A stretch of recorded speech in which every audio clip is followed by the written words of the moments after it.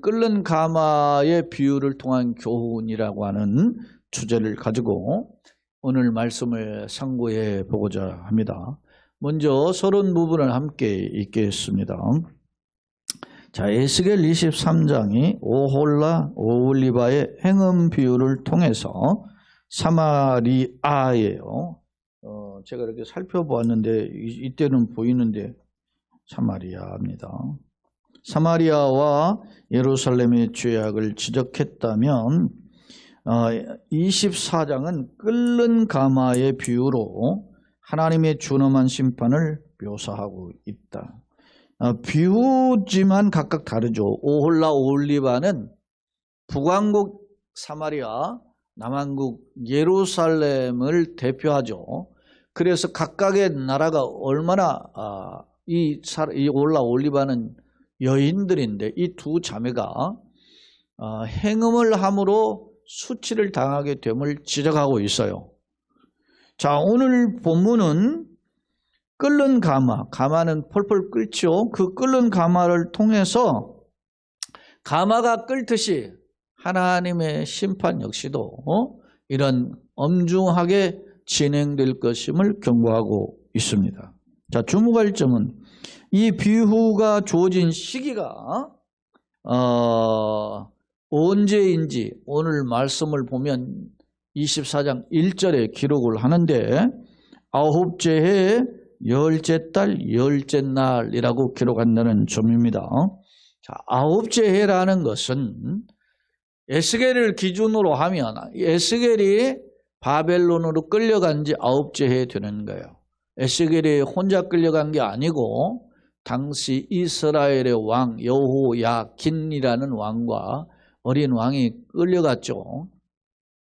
이 어린 왕이 18살에 끌려갔는데 그 끌려간 지 아홉째 해기도 한 겁니다. 그런데 그해 10월 달 열째 날 10월 10일이죠. 이때 이 말씀이 주어졌는데 주목할 점은 이 날이 어떤 날이냐면 열왕기하 25장 1절의 근거에 보면 이때 바벨론 군대가 예루살렘을 포위한대.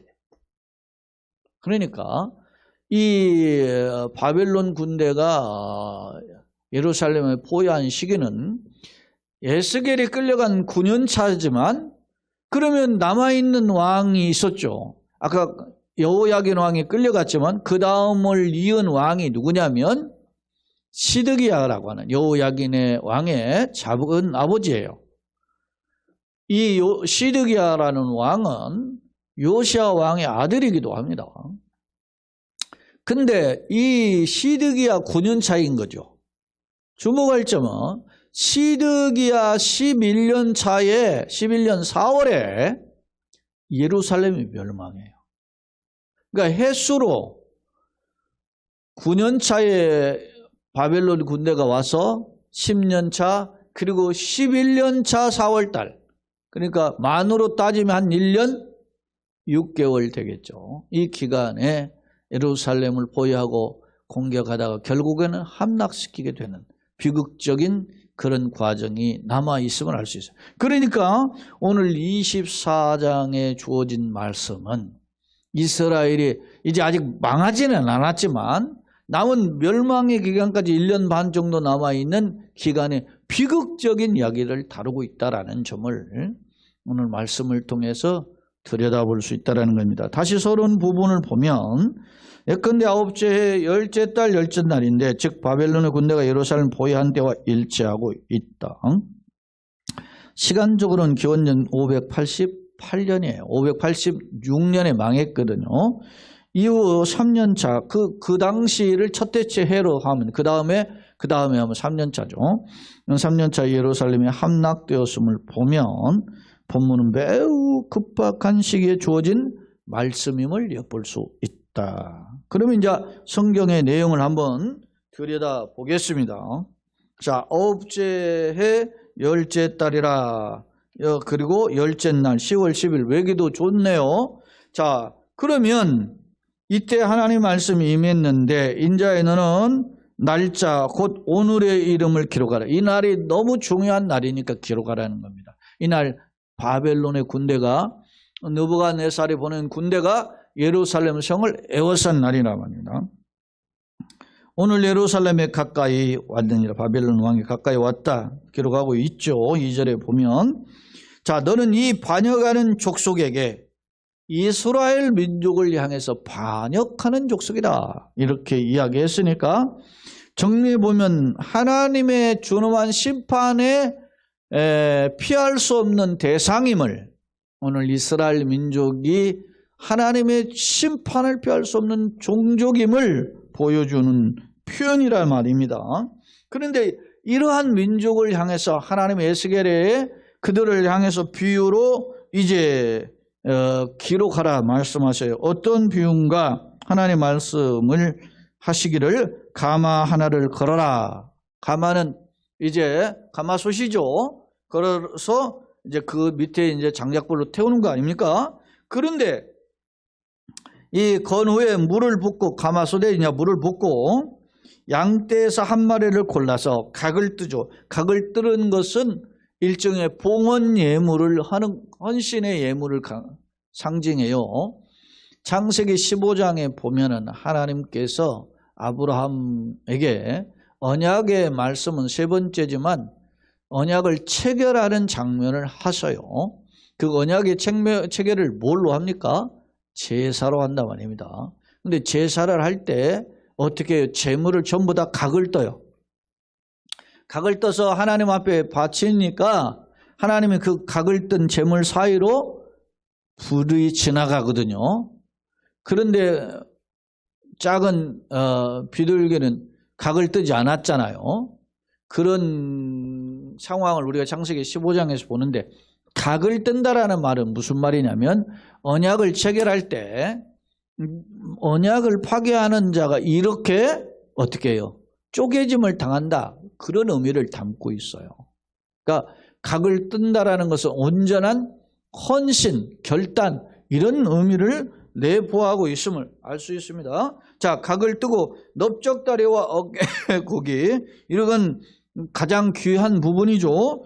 좋은 덩이를 그 가운데서 모아 넣으며, 자, 넓적다리와 좋은 그 고기 덩이를 거기다 넣는다라면은 가마솥에다가 지금 다 집어넣죠. 양 한 마리 넣고 지금 그 고기들을 집어 넣는데 귀중한 부분을 넣는다. 이게 무슨 말이겠어요? 자, 그 가마솥에서 펄펄 끓게끔 하나님이 그 불을 태운다라는 말은 심판을 상징한다고 했으니까, 가마솥에 들어가 있는 이러한 고기들은, 좋은 고기 이런 것들은 당시 이스라엘 지도자들을 상징하는 겁니다. 예? 그런 사람들을 지금 넣고 이제 고른 뼈를 가득히 담고 그 뼈를 위하여 가마 밑에서부터 나무를 쌓고 잘 쌓되 가마속에 뼈가 무르도록 삶을지라. 마치 우리가 사골을 고듯이 말이지, 사골 막 끓이잖아요. 막 계속. 근데 우리는 옅은 불로 끓이지만은 이걸 지글지글 펄펄펄펄 아주 말이지 끓이게 되는 그런 장면을 바라볼 수 있습니다. 이게 뭐예요? 그 속에 들어가 있는, 가마솥에 들어가 있는 뼈들이 어떻게 해요? 완전히 녹아지는, 피할 수 없는 심판입니다. 강력한 심판, 어마무시한 심판, 이런 것들을 상징하고 있음을 알 수 있습니다. 결국 하나님은 예루살렘을 가마솥에 넣고 끓이겠다라는 거 아니겠어요? 예루살렘을 향한 하나님의 정원함한 심판, 멸망을 암시하고 있음을 엿볼 수 있습니다. 자, 또 두 번째 단락인데, 그러므로 자, 왜 이렇게 심판을 당해야 되는가에 대한 내용들을 한번 좀 더 이제 심판의 강도와 심판의 내용을 한번 혼용적으로 살펴볼 필요가 있어요. 그러므로 주 여호와께서 같이 말씀하셨느니라 피를 흘린 성읍이라고 표현했어요. 녹슨 가마, 예루살렘을 가리키는 표현, 가마솥에 들어간 예루살렘을 가리키는 표현을 가리킬 두 일종의 짧은 구가 피를 흘린 성읍이다. 예루살렘 성읍이 무슨 성읍? 피를 흘렸다. 이게 무슨 말입니까? 피는 생명을 상징하죠. 그러니까 타인의 생명을 해하고 넘어뜨리고 왜 그랬습니까? 자기의 욕심을 위해서, 자기의 이득을 채우기 위해서 타인의 생명을 가볍게 여겨서 흔들어대던 그런 이스라엘의 지도자들, 왕을 비롯한 관리들이라든지 이런 지도자들의 모습을 비유적으로 표현한 표현이 피를 흘린 성읍입니다. 또 하나는 녹슨 가마라 이야기가 있어요. 가마라는 게 여러분이 우리가 잘 알지만 어디에서 지금 고기를 삶는다, 뭘 끓인다 할 때 가마솥이 더러우면 어떻게 합니까?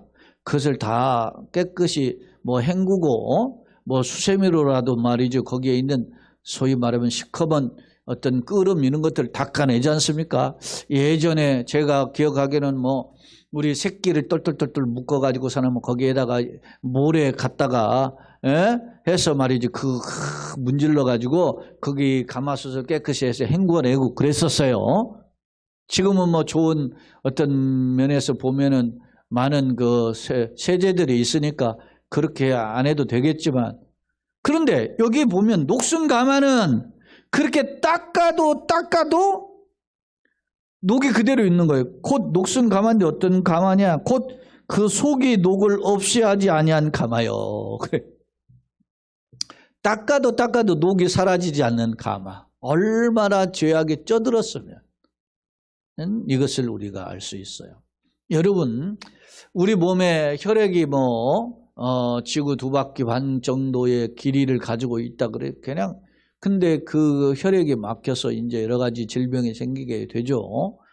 그런 것처럼 그게 그렇다고 여러분 예를 들어서 무슨 우리가 어떤 오메가3를 먹는다, 뭘 먹는다, 그게 개선이 됩니까? 일시적으로 그렇게 하는 현상, 약을 먹는다고 개선이 됩니까? 끊임없이 우리가 우리 몸의 혈액을 개선한 노력이 필요한 것처럼. 이게 그냥 하나의 비유지만 이스라엘의 죄악이 너무 가득해서 닦아도 해결이 안 되는 그러한 상태의 모습을 보여주고 있어요. 자, 녹슨 가마 곧 그 녹이 속에 녹을 없이 하지 아니한 가마여. 그런 가마니까 어떻게 됩니까? 화 있을진저. 심판의 대표적인 표현이 화 있을진저 아닙니까? 제비 뽑을 것도 없이 그 덩이 하나하나를 꺼내자.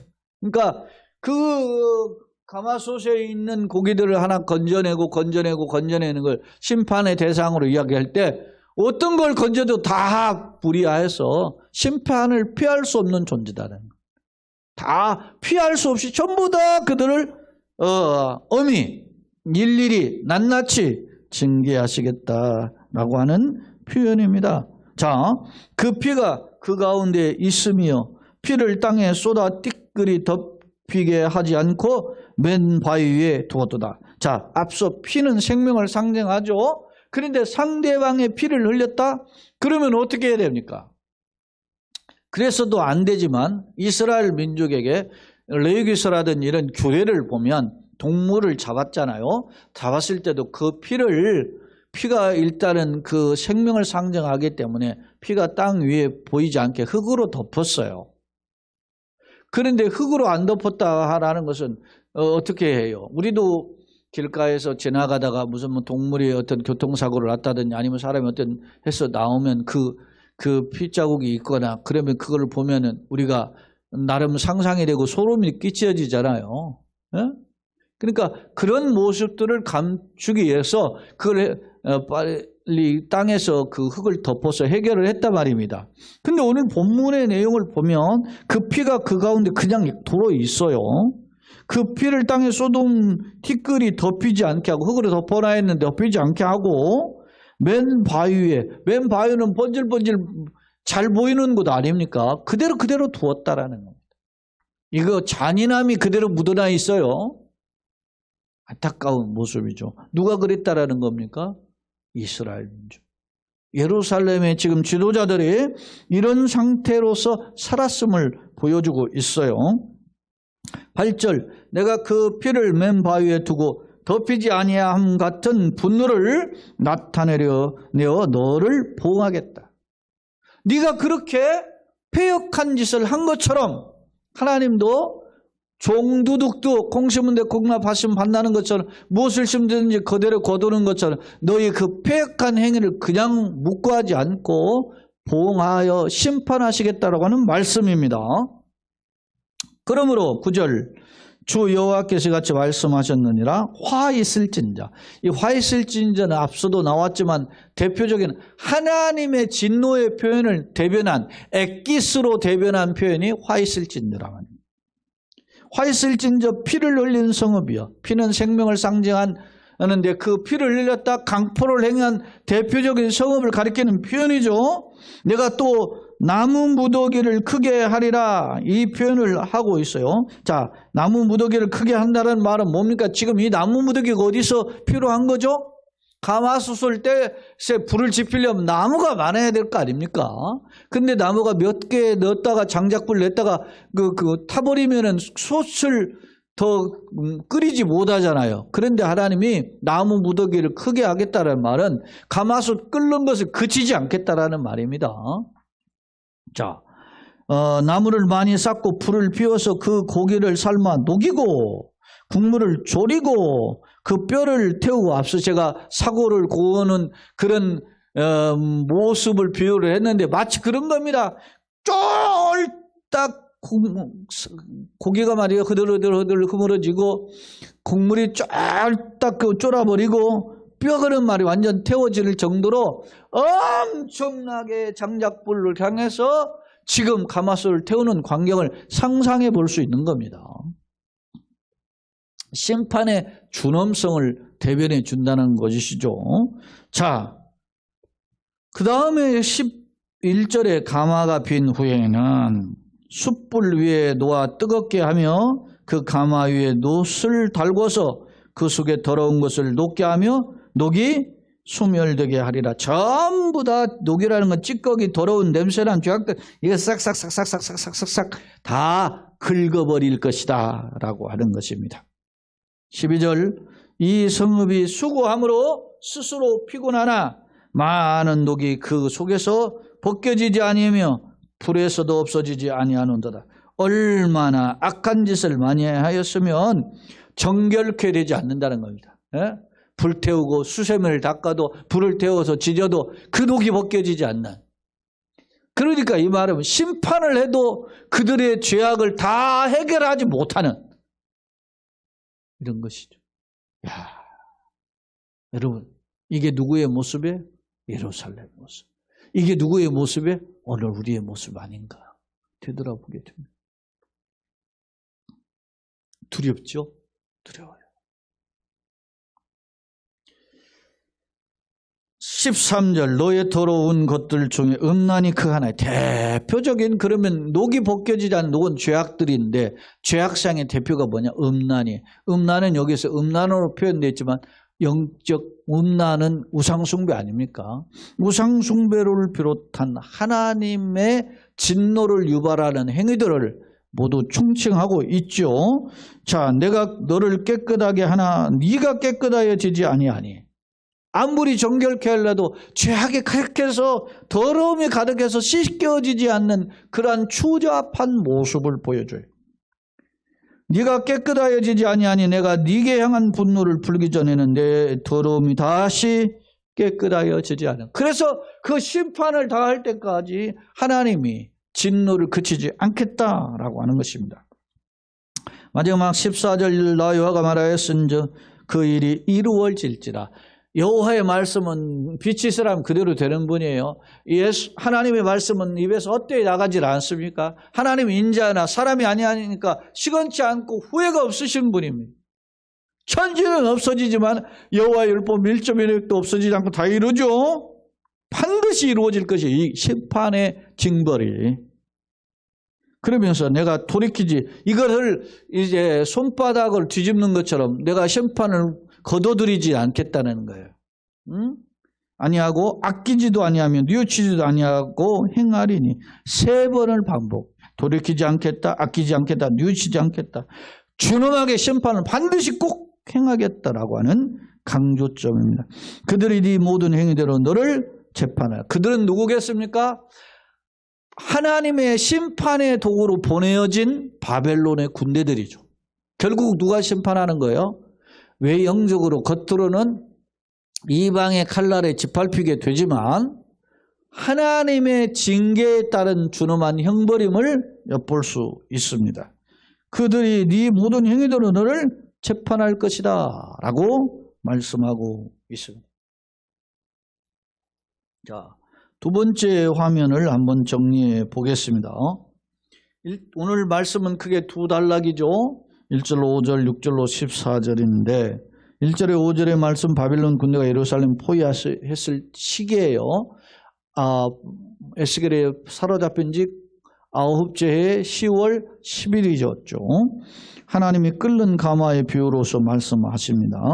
당시 유다 왕 여호야긴이 에스겔과 함께 끌려갔던 왕이 여호야긴인데 이 사람이 18살에 끌려갔다 그랬죠. 포로가 됐어요. 그때 해가 기원전 597년이에요. 그럼 기원전이니까 이제 9년이 지나면 그 플러스 9년을 하면 얼마겠습니까? 그 빼야 되죠. 597에서 마이너스 9를 빼야 되겠죠. 빼면 588년이 되는 거죠. 그때 10월 10일에 이제 하나님의 계시의 말씀이 주어져요. 참고로 제가 20장 1절에 계시 후약이 29개월이 됐다 그랬는데 거기 20장 1절에 보면은 에스겔의 환상을 본 해의 연도가 기록되어 있어요. 그때 보면 언제냐고 하면 7째 해 5째 달 10째 날이라 그랬잖아요.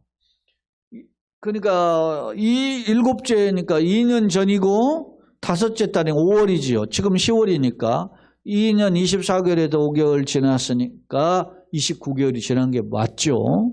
그러니까 20장하고 지금 4장의 메시지는 약 2년 5개월 정도의 시간이 흐른 기간에 주어졌음을 알 수 있단 말입니다.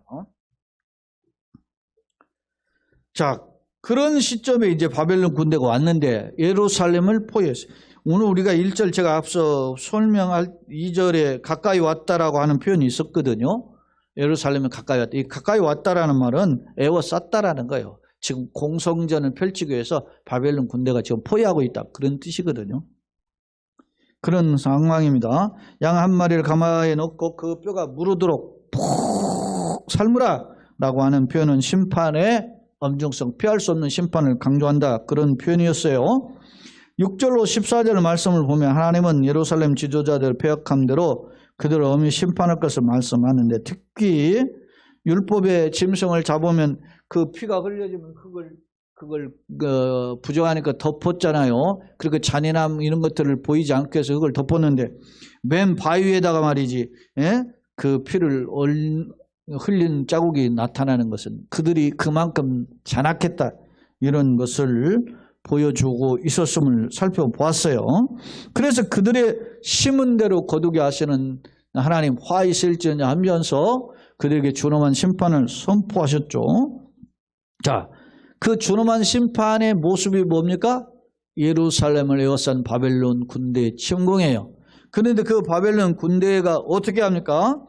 정결케 되도록 녹을 긁어내는데도 어떻게 녹이 그대로 벗겨지지 않죠. 그러니까 녹을 완전히 벗겨낼까지 심판을 거듭 행하는 아주 강력한 준엄한 심판을 반복적으로 교훈하고 있음을 알 수 있어요. 실제로 당시 마지막 왕이 시드기야 왕인데 시드기야 왕 9년 차에 예루살렘이 포위되고 11년 차에 망하는데 그때 여러분 1년 6개월 동안 그 바벨론 군대가 쳐들어왔는데 함락 못 시켰을 때 얼마나 화가 났었겠어요. 근데 이렇게 더 이상 못 버티겠다 생각하고 시드기야 왕이 밤에 몰래 도망을 갔어요. 성벽을 뚫고 이렇게 도망을 갔는데 저 광야에 가서 잡혀가지고 이 바벨론 군대가 추격해서 잡아가지고 사람 왔단 말이에요.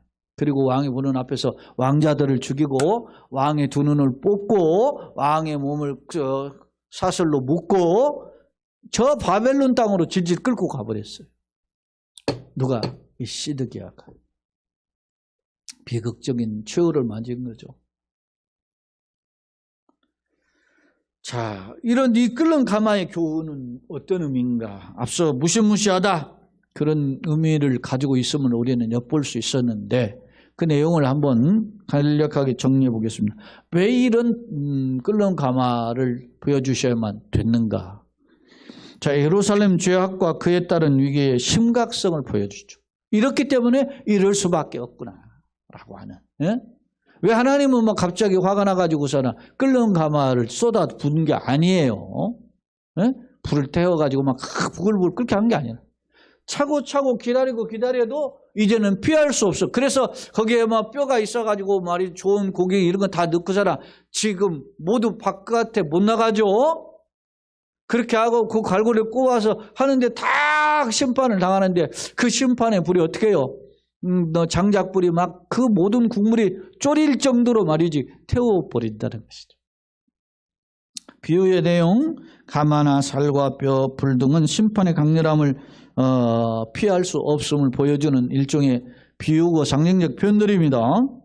자, 비유의 해석. 녹슨 가마는 이스라엘 죄악성, 보표상. 앞서 대표적인 죄악들이 있어요. 피를 흘렸다. 그렇죠? 그리고 또 뭐가 있었습니까? 앞서 음란을 했다. 우상숭배를 비롯하는 진짜 영적인 가는 거, 육적인 어떤 타락상들을 보여주는 거란 말입니다. 피할 수 없는 심판. 결국 바벨론은 끌려가게 되죠. 자, 교훈입니다. 하나님은 참고 기다려야죠. 길이 참으십니다.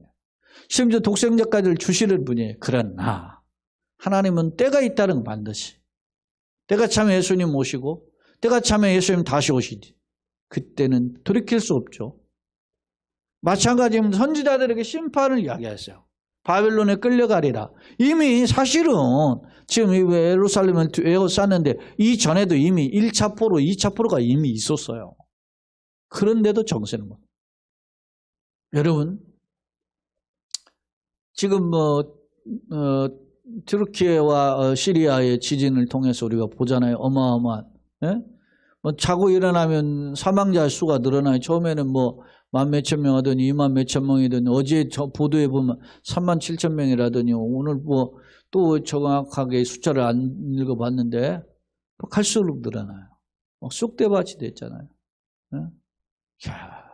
뭐 이재민이 뭐 700만 명이 넘고 뭐 어쩌 이런 보도가 있는데 뭐 그것도 예측이 불어요. 깔려 있는 사람이 얼마나 깔려 있는지 모른다는 거잖아요, 지금.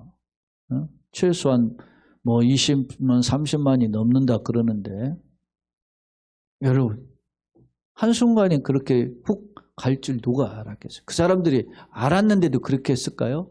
그런 어떤 징조 이런 것들을 대비했겠죠. 그 사람들이 나름 알아서 20년 동안 뭘 거뒀다 그래요. 터키는 지진세를 거뒀다잖아요. 나름 그런 것을 인지하고 대비한다고 그랬는데 20조 원인가 뭐 넘게 거뒀는데 아무런 대책이 없었다고 그러잖아요.